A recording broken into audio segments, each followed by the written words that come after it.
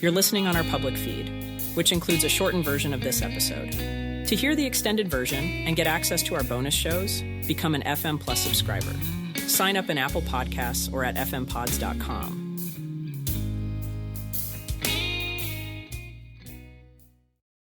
This show is a part of the FM Podcast Network, the home of great music podcasts. Visit us at fmpods.com. You are listening to the Dilettantes Podcast.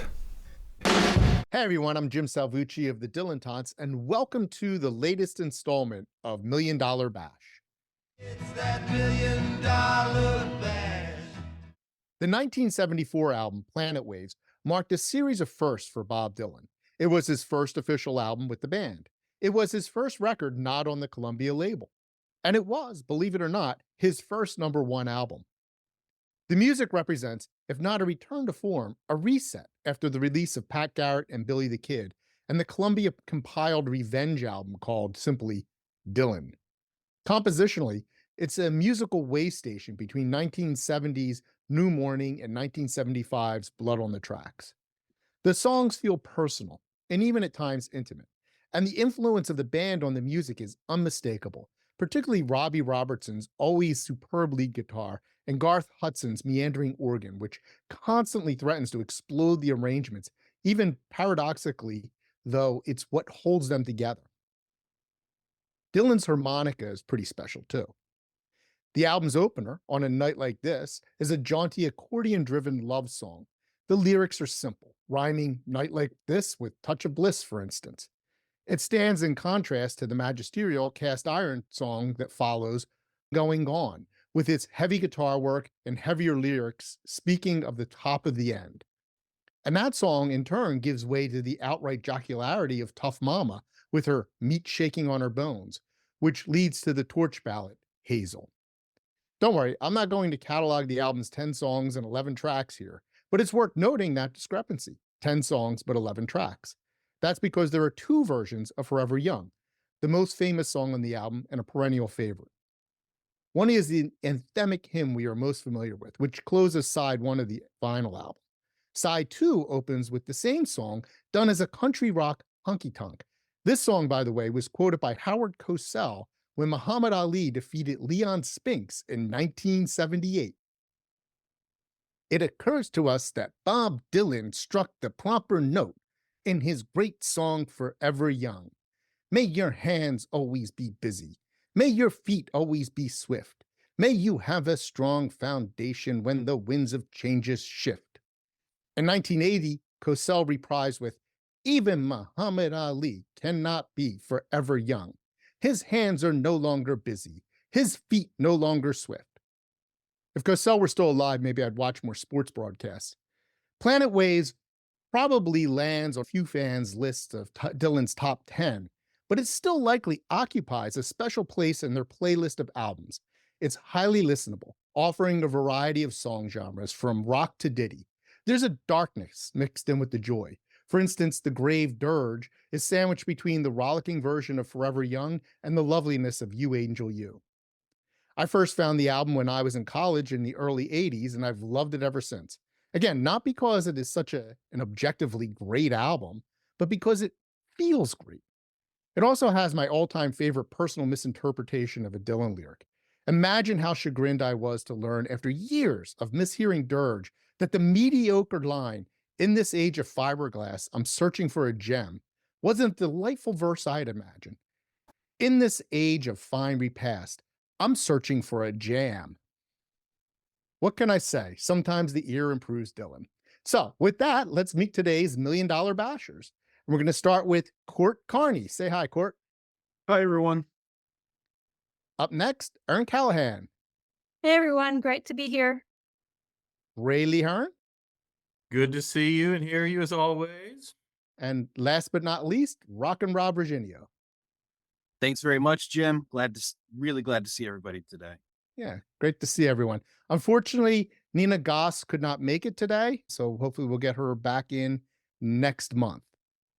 All right, so let's get our very long stream hot takes on this album. I feel like just as a one-off, I've already shared my very hot take that this is a rare Dylan January release. It was released the day after my actual birth, so I'm just going to accept it as a gift. Yes, and I think I told you it's a shame that your parents didn't name you Hazel. I love that song. It is a So great maybe song. it is a shame. How did you all first encounter this album? I think I'm just gonna go. I think Carrie Winscott introduced it to me, and so my good friend who was my Dylan buddy, and I think we just listened to it over and over again one summer. Just it became the album of the summer, and so it seems pretty appropriate. And I love it because it takes me back to that moment in time, which was really before I became a full-fledged adult, and so there's a sense of innocence to it that I really cherish about it. How old were you? Do you remember? My 20s, early 20s. Okay. So you weren't a full-fledged adult until when? Like your 30s? Oh, no, I don't even know if I am now. I would say probably grad school, I'm sure. Okay. How about you, Court? When did you first encounter this album? Do you remember?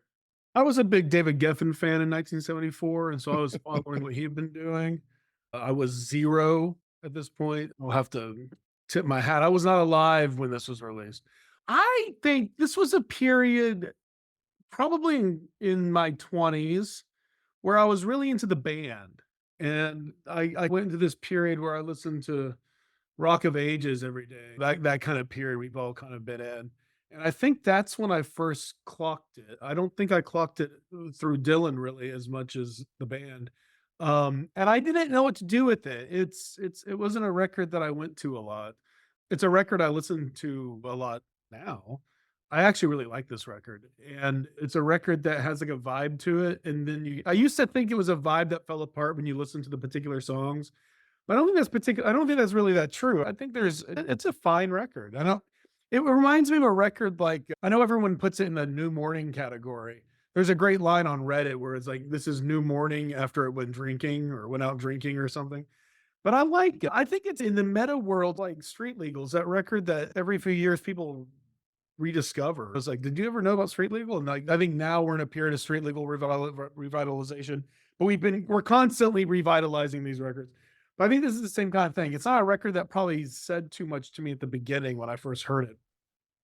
But I really do like it without trying too hard. I really do like it. It's easy to like. I agree with Court. And I came to it from listening to the Basement tapes a lot and listening to the band albums and being really intrigued about how, because the band, of course, developed their own sound on those albums. And to a certain degree, this is a kind of meeting of the kind of Dylan influenced ambiance of those Basement tapes. And he's to a certain degree giving the band space on a lot of these songs to amplify the sound that they've created on their own albums. So like Court, I came to this album through listening to the band. Listening to the band, of course, followed for me an immersion in the Basement tapes and wanting to see what they pulled out of the basement. And so, yeah, I find it does have this kind of vibe that hangs over the entire album. It's broken to a certain degree in songs like Dirge, which kind of foreshadows Blood on the Tracks, which to me, Blood on the Tracks casts a shadow over this album, right? In many ways, especially in some of the songs where Dylan touches on memories of his past. And I find, and we'll talk about this in more detail when we talk about individual songs, but the wonderful way on Blood on the Tracks where he interweaves the perplexities of relationships and memory, it doesn't quite come to that on this album, but I don't think that's what he was looking for on this album. How about you, Griley? Yeah, I came to it relatively late and definitely out of chronological order. And so by the time I came to Planet Waves, it became really impossible to listen to it just as its own thing, right? You can't help but put it in the context of what came before and what came after. And it does feel like a really transitional album in certain ways, firmly rooted in Dylan's past, both because he's working again with the band and because so many of the lyrics harken back, it seems, sometimes directly to Duluth, right? But in a lot of ways back to what feels like his youth in Minnesota. But then, like Rob, it seems in retrospect, in so many ways, to anticipate what you have to say is a superior album, but that's an unfair standard because how many albums ever made are better than Blood on the Tracks? But yeah, in terms of especially the relationship songs, you feel like you're starting to sense some ambivalence, even more so than is there in New Morning, and seeing certain fractures and fault lines that will turn into yawning chasms by the time we get to Blood on the Tracks. Not that I want to reduce it to purely autobiographical reading. That's always a mistake in Dylan. It's always there in Dylan. He's a personal songwriter, but it's always a mistake to just reduce it to that. But certainly some of the relationship troubles that we know developed outside the studio and off stage feel like they're casting a shadow here as well. And though it's not my original observation, I forget where I got it from. Maybe Paul Williams, maybe Clinton Halen, maybe Michael Gray. But the notion that Dylan is transitioning his whole life out west to Malibu around this time too, and shifting record labels, maybe that personal sort of upheaval helps explain why he's making so many references to his Minnesota youth, because it harkens back to other tumultuous times in his life, which mark a radical shift from one condition, one place, one state of being to another. So it feels like a very transitional album on a lot of levels. So is there an underrated song on this album, something you think just doesn't get enough attention in the Dylan pantheon of songs? Non-Forever Young songs on here. I think that as a record, it's beautiful. People complain about the setting because they're not thinking of it as an LP. So it's like, why the two? Well, y'all get that. But I think there's a parallel. You've got Hazel and Something There Is About You. Something There Is About You. My God. That's buried in the end of side one. And then you have You Angel You, which I think is a little dismissed, but I think it's great. And my God, Never Say Goodbye. Those sort of songs are completely overshadowed in the kind of the conversation, I think, because Dirge comes in there, Tough Mama, which I have less mileage on Tough Mama than others. I think it hinges on your use of the word crotch. Are the Dylan Thompson into this? Then that's where you will fall. The best use of crotch by a Nobel laureate of all time, I think. Which has been expurgated from the website. If you look at the lyrics on the website to Tough Mama, they've completely removed Really? They're lot of the crotchless. verses. They're crotchless. It's really interesting, the lyrics they put up there. And I haven't done the research into, because he played the song somewhere on the Neverending Tour like once or twice, and I don't know, but it was like 2001 it was re-copyrighted, so I don't know if this is like a revision of it, but yeah, it's interesting. Well, and I know that we're focusing just on the album, but because we happen to be recording this just days after the release of the 27-disc Tour 74, which I did not purchase and do not plan to purchase. I just lean on Ray Padgett to tell me what I should listen to. And he's done great work with Tour 74. So major props to Ray Padgett. But I have to say, one of my favorite songs that I have heard from all of those releases is Nobody Except You, which did not make the cut onto the album. And I think it's in Chicago is the version that I've heard. But what a great vocal. He just totally commits to that and completely wins my heart over with every word that he sings in that serenade. What a great tune. It's a shame that he couldn't have come up with that in the studio, because that belongs on this album. It's certainly part of the family, the genetic text of Planet Waves, even if it didn't make the cut onto the album. I believe Nobody Except You was one of the very first songs he tried to record for the album too. And it just didn't go well for him, for whatever Dylan. What he leaves off is always pretty amazing. Any other thoughts about underrated songs on the album?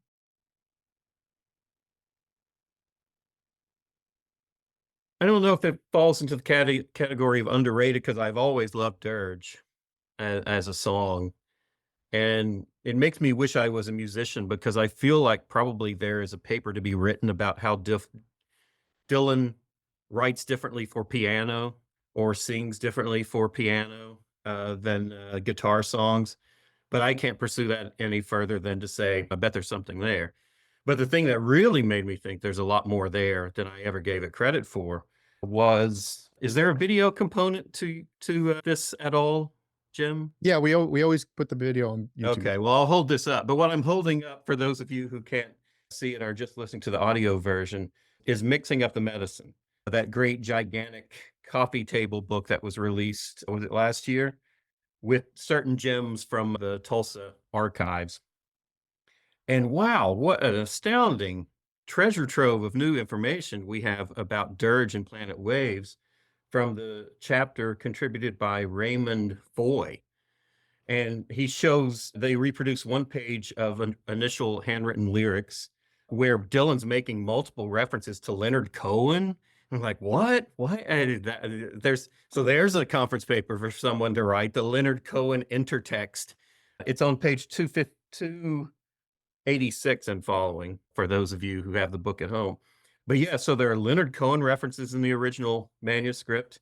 But then, my God, some of the outtakes for liner notes that Dylan wrote are astounding. He writes, dirge for dying America.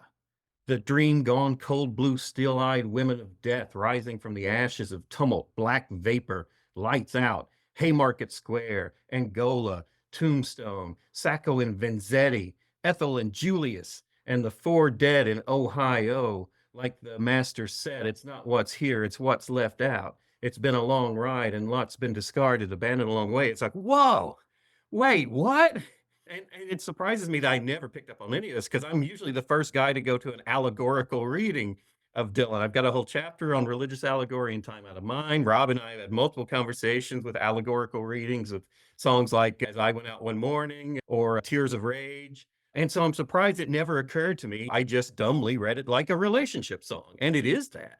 But I think that Dylan's doing a lot more in the song than I ever recognized until this chapter in Mixing Up the Medicine drew my attention to it. And I realized it's another link, another foreshadow, I think, to Blood on the Tracks, because I think he nails that kind of song in a masterpiece like Idiot Wind, which is such a relationship song and yet so much more ambitious than that, right? Is this kind of commentary on Watergate era America.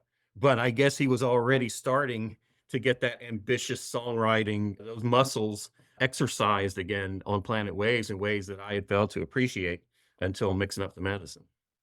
Brayley, do we know, are those wasn't that supposed to be an insert or something? Or were these, and it was ditched at the last minute? Is that kind of what happened? The line? Yeah, I feel like there was an abbreviated version of interesting liner notes put out by Dylan, but not some of the gems that were left off, but that now we have access to thanks to Raymond Foy's research in the archives. Yeah, fast. I don't think there's any, I can never hear that song the same way again after reading this chapter. So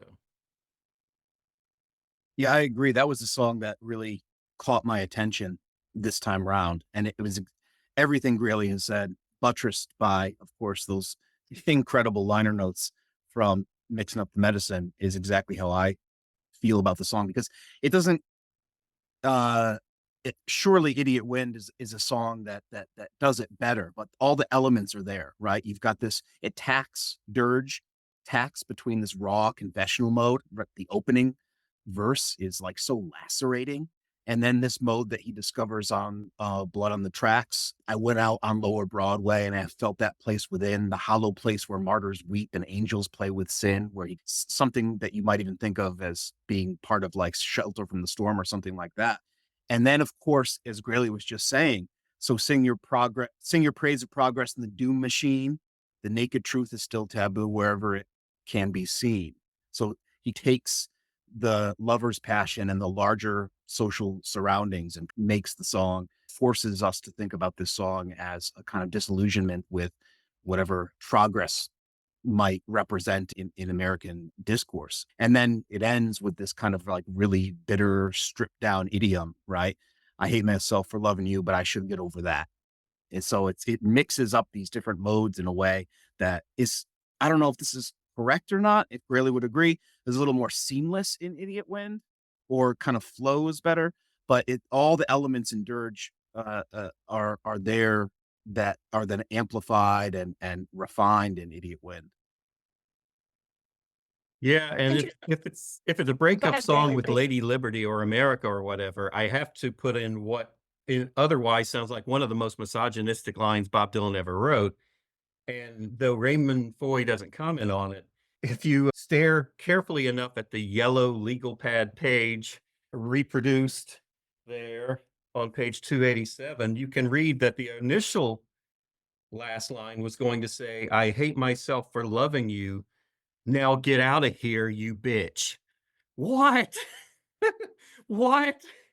That's what's written down there. I'm reading it on the page. So, yeah, I think at least he had the good taste to get rid of that line. But there's only so far an allegorical reading can go, I think, to rescue the kind of snarling rage that comes across at times in a song like this. Yikes. Wait, to kind of go with that and what Court was saying about the cohesiveness of the album, Tony Atwood did a really wonderful analysis. I don't know if you guys have seen it, and about how Dirge and Wedding Song kind of work together. Like, I love you more than life itself, the first lines, and then how the imagery kind of works. I hate myself for loving you. And like, there seems to be this parallel where one is really looking at, they're both are looking at complexities of relationships, but then you have the one that is obviously the negative aspect of it. And he focuses more on Wedding Song in that analysis, but I thought that was really interesting to pair those two songs together to look at them as point and counterpoint. Who did you say that was by, Aaron? Tony Atwood, Until Dylan. Unfortunately, that's all we have time for here in the public feed. If you'd like to hear the rest of this episode and get access to extended and bonus episodes from this and all of the other shows on the network, become an FM Plus subscriber. Sign up in Apple Podcasts or at fmpods.com. Thank you for listening to the Dylan Tons podcast. Be sure to subscribe to have the Dylan Tons sent directly to your inbox. And share the Dylan Tons on social media.